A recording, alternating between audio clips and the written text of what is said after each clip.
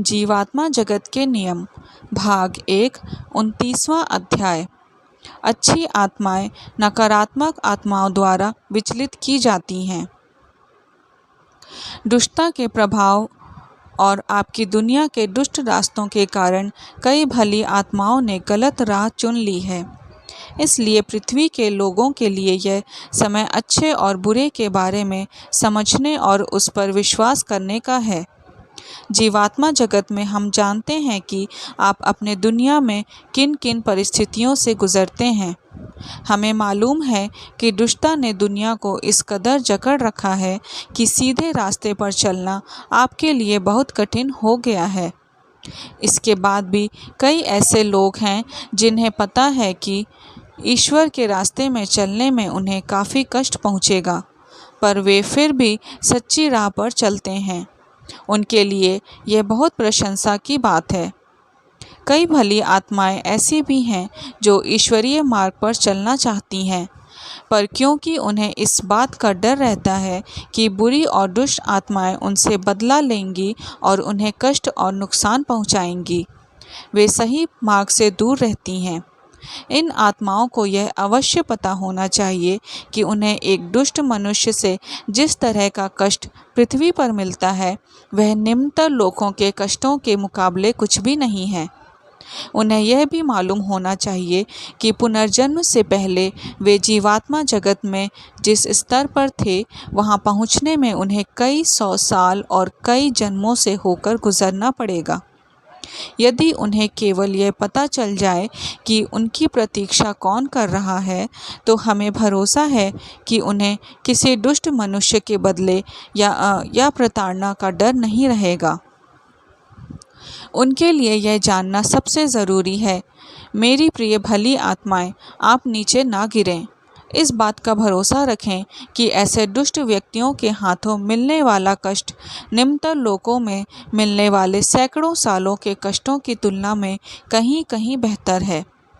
हम दुष्ट या बुरी आत्माओं से निम्नतर लोकों के बारे में लिखी बातों को कई कई बार पढ़ने का अनुरोध करते हैं। ऐसी अवस्था में कुछ दिनों तक रहना भी हंसी खेल की बात नहीं है, तो फिर आप कैसे सैकड़ों सालों तक ऐसा जीवन जिएंगे? यदि आप अभी भी दुष्टता की राह पर ही चलना चाहते हैं तो आपका स्वागत है, यह आपकी मूर्खता होगी, पर कृपया आप अपने साथ दूसरों को नीचे ना ले जाएं। यह तो और भी बुरा होता है, क्योंकि ऐसा कर आप निम्नतर में भी सबसे निचले लोक में चले जाते हैं। अपने स्वार्थपूर्ण उद्देश्यों के कारण दूसरों को कष्ट देना बिल्कुल गलत है। दुष्ट और बुरी आत्माओं को अब सुधरने की कोशिश करनी चाहिए, साथ ही उन्हें अपने गलत किए पर सच्चे मन से पछताना चाहिए।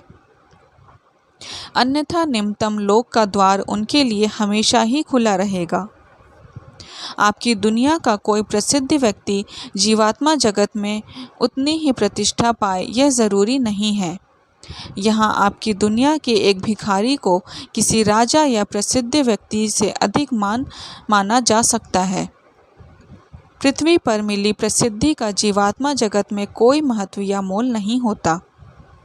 हमें इस बात का भरोसा है कि सही मन से सोचने वाला कोई व्यक्ति इतना मूर्ख नहीं होगा कि वह पृथ्वी पर कुछ सालों की प्रसिद्धि पाने के लिए निम्नतम लोकों के भयानक अंधेरों में हजारों साल नर्क भोगने को तैयार होगा।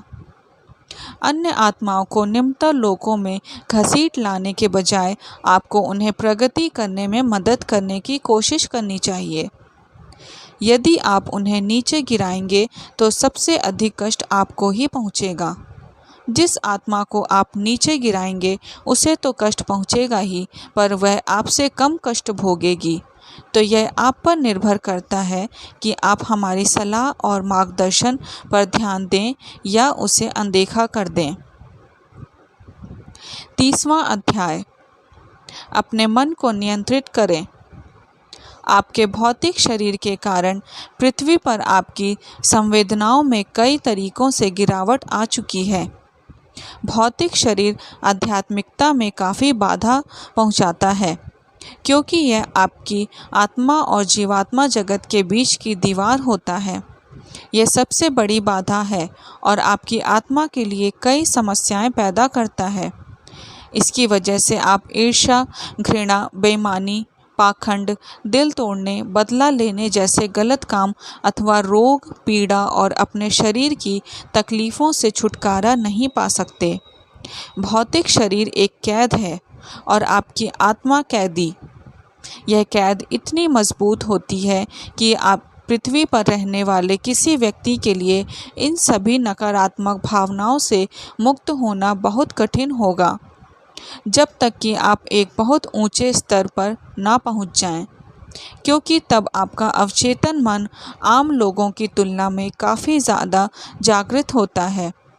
यदि आप में उच्चतर स्तर तक उठने की एक सच्ची इच्छा हो तो आप अपने भौतिक मन पर काबू पा सकते हैं और आप इसे गलत राह पकड़ने से रोक पाएंगे।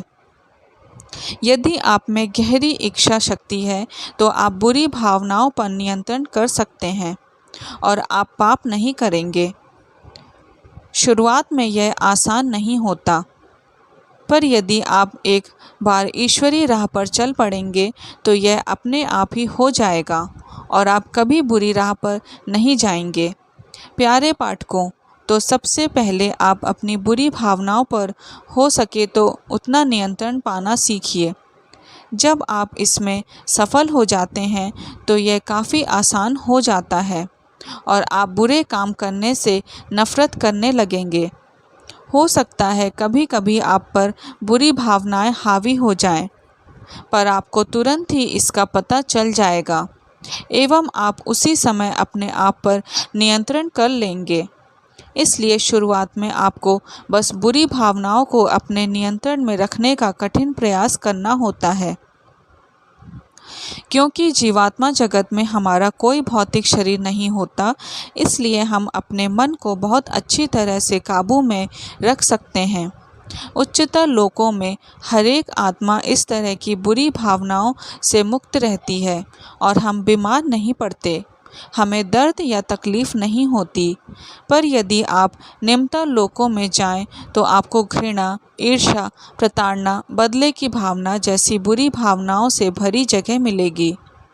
इन लोगों की आत्माएं एक दूसरे को इस तरीके से नुकसान पहुंचाती हैं कि कभी कभी यह हमारी कल्पना से परे होता है। उनकी दुष्टता और बुरी इच्छाओं की कोई सीमा नहीं होती। दूसरों को नुकसान पहुंचाने में, खासकर अपने से कमज़ोर को हानि पहुंचाकर उन्हें आनंद मिलता है। कमज़ोर आत्माएं निम्नतर लोकों पर नर्क की यातना भोगती हैं, तो वहाँ सैकड़ों सालों तक जीने की जरा कल्पना कीजिए। कुछ भी करने से पहले आप सोच समझ लें। धन्यवाद।